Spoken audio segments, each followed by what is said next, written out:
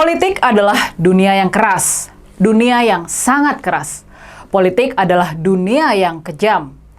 Tapi politik juga dunia di mana para pemainnya nggak pernah mati. Mereka bisa hidup berkali-kali. Politik adalah dunia yang keras di mana para pemainnya bisa hidup berkali-kali. Selalu ada perubahan angin. Dan nasib seorang tokoh politik yang sudah mati bisa jadi malah terbuka kembali. Setelah melalui titik terendah dalam perjuangan politiknya, dia bisa naik kembali. Ini seperti sebuah paradoks. Tapi begitulah kenyataannya. Begitulah realitanya. Kalau kalian nggak percaya soal ini, silakan bertanya kepada sosok Anwar Ibrahim, Perdana Menteri Malaysia yang sekarang ini. Perjalanan politik Pak Anwar Ibrahim sungguh bagaikan roller coaster. Dia pernah menjadi wakil Perdana Menteri, terus dipenjara, bahkan dituduh sebagai pelaku kejahatan seksual. Sekarang kehormatannya dipulihkan. Dia berhasil mendapat mandat sebagai Perdana Menteri Malaysia. Nah, sekarang kita balik ke Indonesia. Kita balik ke dunia politik di Indonesia. Bisa jadi, sangat bisa jadi, perjalanan politik Mas Hasto Kristianto, Sekretaris Jenderal PDI Perjuangan yang sekarang ini sedang dibidik sama KPK, Komisi Pemberantasan Korupsi, dalam kasus suap atau pemerasan yang dialami Harun Masiku oleh pejabat Komisi Pemilihan Umum, bisa jadi perjalanan politik Mas Hasto yang berliku itu justru mirip dengan perjalanan politik dari Pak Anwar Ibrahim di Malaysia. Politik memang dunia yang kejam, dunia yang sangat kejam. Tapi percayalah, kriminalisasi yang dialami oleh Mas Hasto sekarang ini nggak bakalan mematikan dirinya. Nggak bakalan mengakhiri perjalanan politik dari Mas Hasto.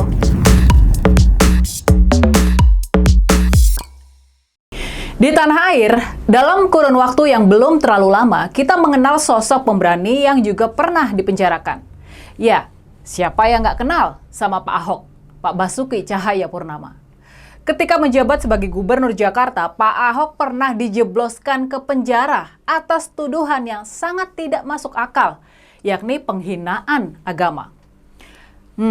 Kalian semua masih ingat kan sama proses kriminalisasi terhadap Pak Ahok yang bertujuan mengakhiri karir politik lelaki yang dikenal bersih, lurus, dan suka ceplas-ceplos itu? Nah, sekarang Pak Ahok sudah bebas dan martabatnya sama sekali nggak tercoreng.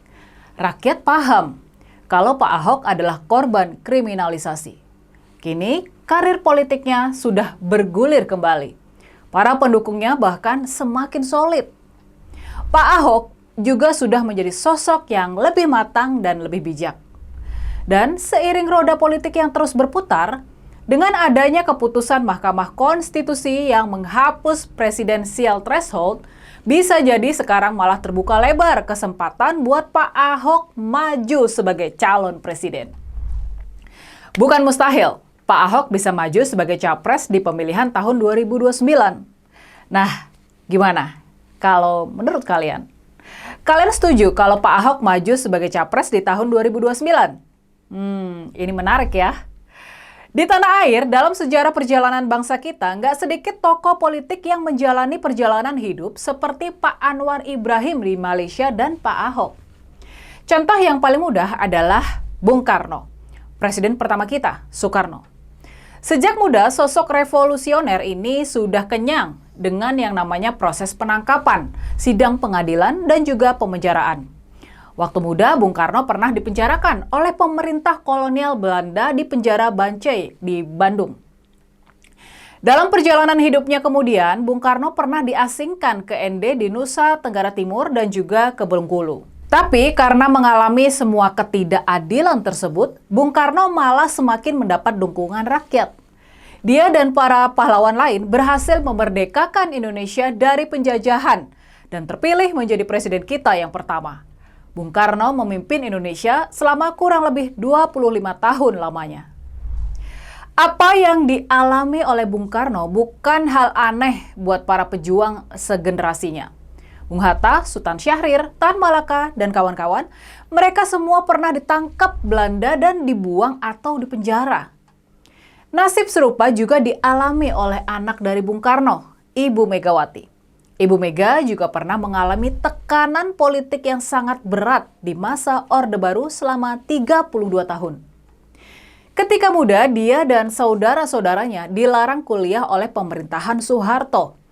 Ibu Mega dilarang menjadi mahasiswa, mengingat gerakan mahasiswa sangat ditakuti sama rezim Soeharto. Ketika Ibu Mega terpilih menjadi Ketua Umum PDI, Partai Demokrasi Indonesia di tahun 1993, partainya bahkan kemudian direbut oleh Soeharto. Untungnya, begitulah politik. Arah angin terus berubah. Meledaklah gerakan reformasi tahun 1998. Para mahasiswa berhasil menjatuhkan Soeharto. Pada pemilu tahun 1999, PDI Perjuangan berhasil menjadi pemenang pemilu dan 2 tahun kemudian, Ibu Mega diangkat menjadi Presiden Indonesia yang kelima. Jadi gimana kalau menurut kalian? Kalau kita buka lagi lembaran-lembaran sejarah bangsa kita sendiri, ada pelajaran penting soal pengorbanan yang harus dijalani dalam memperjuangkan kepentingan rakyat. Dan di PDI Perjuangan, di Partai PDIP, pengalaman rela berkorban, keberanian bertarung dalam memperjuangkan kebenaran itu sudah melekat dalam perjalanan partai tersebut.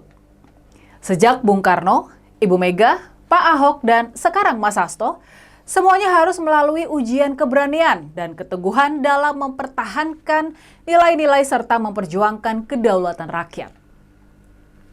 Di dunia politik yang keras ini, PDIP terbukti sanggup melahirkan pejuang-pejuang tangguh.